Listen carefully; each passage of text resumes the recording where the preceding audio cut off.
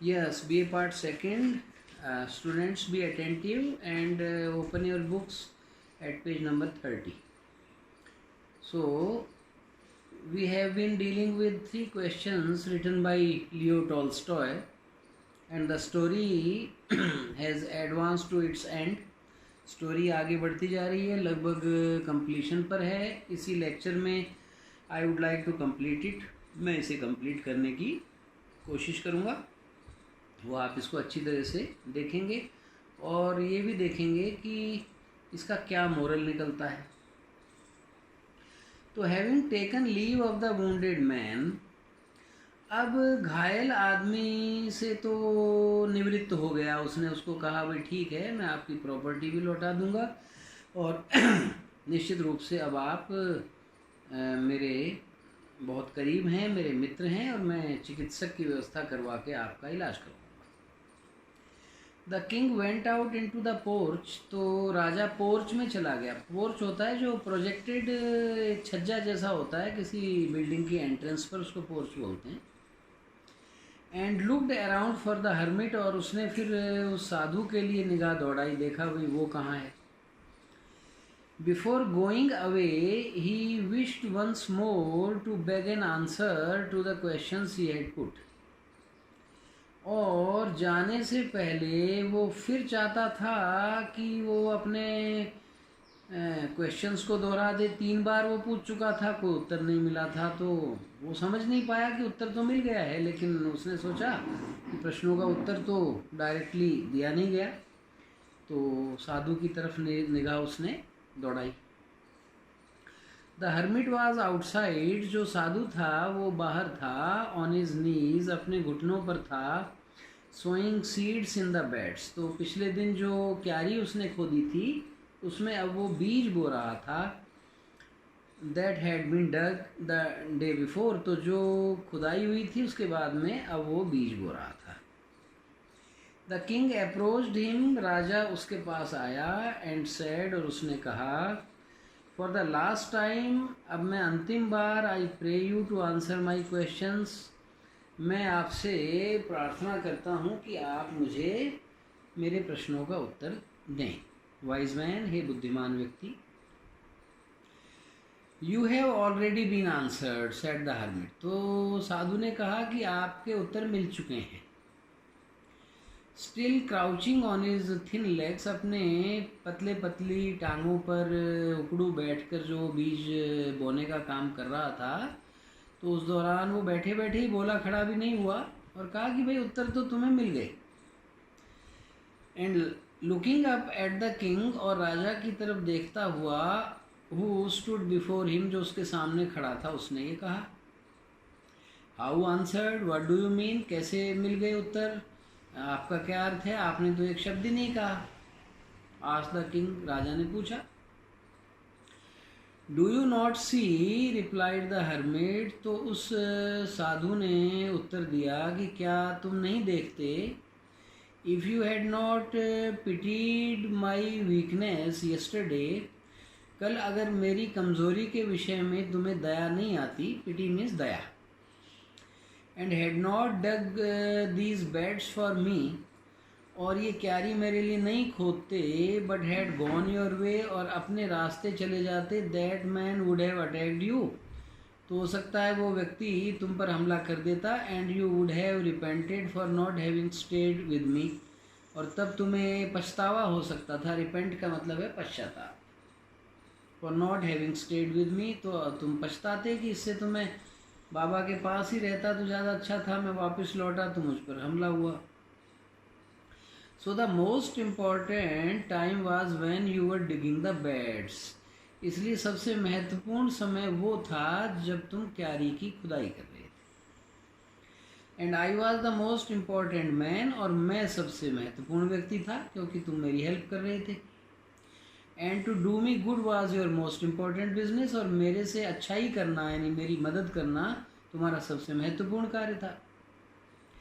Afterwards, इसके पश्चात, when that man ran to us, जब वो व्यक्ति हमारी तरफ दौड़ा हुआ आया, the most important time was when you were attending to him, तो सबसे महत्वपूर्ण जो समय था वो था जब तुम उस व्यक्ति को अटेंड कर रहे थे, यानी उसकी देखभाल कर रहे थे, उसके घावों को ठीक करने की कोशिश कर रहे थे। For if you had not bound up his wounds, he would have died.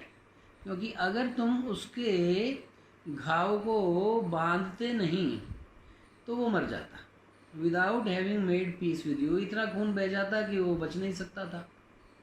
Without having made peace with you, और तुमसे बिना शांति स्थापित हुए, यानी तुमसे बिना सुलह के वो मर जाता।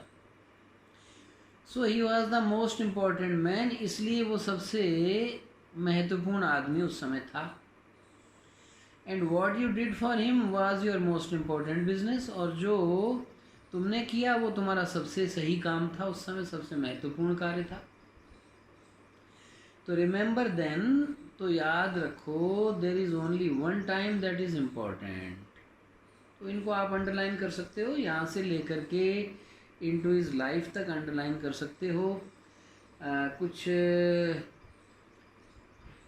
रेफरेंस टू कॉन्टेक्स्ट क्वेश्चन भी आएंगे आपके एग्ज़ाम में, चलो वो बाद में आपको बताया जाएगा, लेकिन ये थीम भी लाइंस में आपको क्लियर हो जाएगी। This is the central idea of the story.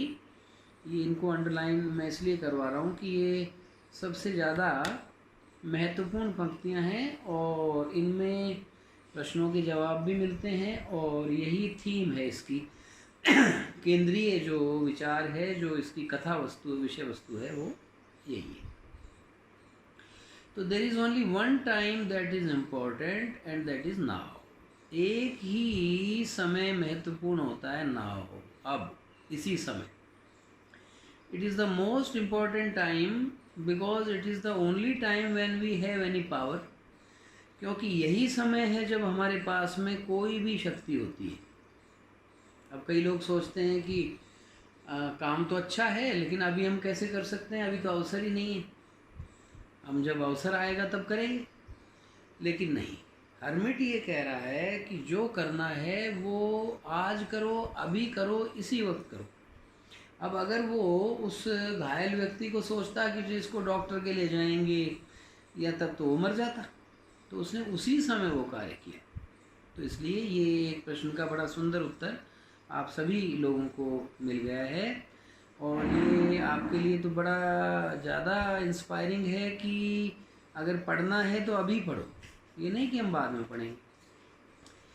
It is the most important time, और सबसे महत्वपूर्ण जो समय है वो है because it is the only time when we have any power, क्योंकि पावर ही हमारी तभी है। मान लो उसको साधु को हेल्प भी करनी थी तो वो उसी समय करनी थी, वही थोड़ी है कि घर चला जाएगा तब हेल्प हो जाएगी। The most necessary man is, और जो एक और प्रश्न आपका है कि सबसे महत्वपूर्ण आदमी कौन है जिसको हमें अटेंड करना चाहिए, is he with whom you are, जिसके साथ तुम हो वो महत्वपूर्ण है। आगे क्या होगा क्या नहीं उसको छोड़ दो। For no man knows whether he will ever have dealings with anyone else, क्योंकि कोई नहीं जानता कि क्या अन्यों के साथ कभी वो डील कर भी पाएगा, क्योंकि जीवन का ही भरोसा नहीं है कब प्राण निकल जाए, तो उन लोगों के साथ नहीं हो पाए। तो सबसे ज़्यादा अटेंड करने योग्य वो हैं जो बिल्कुल आपके करीब हैं, और सबसे अच्छा समय है जो बिल्कुल अभी है। And the most important affair is, और काम क्या है सबसे महत्वपूर्ण, टू डू हिम गुड, उसके प्रति अच्छा करना। बिकॉज फॉर दैट पर्पज़, क्योंकि अच्छाई करने के लिए ही was man sent into this life. अब ये सारे स्पिरिचुअलिज्म का निचोड़ है। तो आध्यात्मिक जो bent of mind Leo Tolstoy की है वो इसमें रिफ्लेक्ट हो रही है कि करना क्या चाहिए, तो सबके प्रति अच्छाई करनी चाहिए, क्योंकि इसीलिए आपको धरती पर भेजा गया है। आपको कोई अपराध करने, पाप करने, गलत कार्य करने या फालतू समय नष्ट करने नहीं भेजा गया। तो आपको भेजा गया है तो क्या करना है, अच्छे काम करने हैं। किसके प्रति करने हैं, किसको अटेंड करना है, जो आपके निकट है। और कौन सा समय सबसे सटीक है वो आवे। तो ये तीनों प्रश्नों के उत्तर तो उसने कहा आपको मिल चुके हैं, मैं बोला नहीं। तो action speak louder than words. जो एक्शंस हैं, कार्य हैं, वो वर्ड्स से ज़्यादा इम्पोर्टेंट होते हैं और वो ज़्यादा फोर्सफुल होते हैं। तो बोलने की ज़रूरत ही नहीं थी, इसलिए उसने कहा कि भाई आपके प्रश्नों के उत्तर आपको मिल चुके हैं और ये उनके उत्तर हैं। तो ये शॉर्ट स्टोरी बहुत ही बढ़िया लियो टॉल्स्टॉय की है, इंस्पिरेशन मिलती है। अब आप एक क्वेश्चन लिखो होम असाइनमेंट के रूप में और उसको आप स्वयं ही अपने स्तर पर कर सकते हैं और ग्रुप में भी शेयर कर सकते हैं। और वो छोटा सा ही मैं दूंगा अभी, what are the 3 questions of the king, बस इतना करना है कि जो राजा है उसके 3 क्वेश्चन कौन से हैं, बस ये आपको लिखना है अपने नोटबुक वगैरह में, और आप चाहें तो ग्रुप में आप उनको शेयर कर सकते हैं। तो बहुत सिंपल है, आपकी टेक्स्ट बुक में दिया ही हुआ है, कई बार रिपीट किए गए हैं तीनों क्वेश्चंस। तो अभी केवल आदत हो जाए इसलिए मैं आपको बहुत ही इजी होम टास्क दे रहा हूँ, जिससे आपको किसी भी तरह की दिक्कत नहीं आएगी। और ग्लॉसरी को ज़रूर देखें। ग्लॉसरी में जो भी आपको वर्ड्स मिलते हैं, तो अलग से डिक्शनरी अगर नहीं भी हो तो ग्लॉसरी में आपको वर्ड्स के मीनिंग्स मिल जाएंगे, तो आपको कोई दिक्कत नहीं होगी। तो मैं फिर आपको रिपीट कर दूं कि आपको केवल टेक्स्ट बुक ही रखनी चाहिए, क्योंकि टेक्स्ट बुक में सारा दे रखा है, आउटलाइन भी दे रखी है जो हमने पढ़ी है, लाइव स्केच भी दे रखा है जो मैंने आपको पहले पढ़ाया था। तो आपको लियो टॉल्स्टॉय की बारे में भी पता चल गया, स्टोरी की आउटलाइन भी, अब स्टोरी का टेक्स्ट भी मैंने पढ़ा दिया। तो अब आपके जो अंडरस्टैंडिंग है इस स्टोरी के संबंध में वो बिल्कुल क्लियर हो गई होगी। तो आप इन तीनों क्वेश्चन के उत्तर दीजिए। नेक्स्ट टाइम हम कोई नया टॉपिक लेंगे। Thank you, that's all.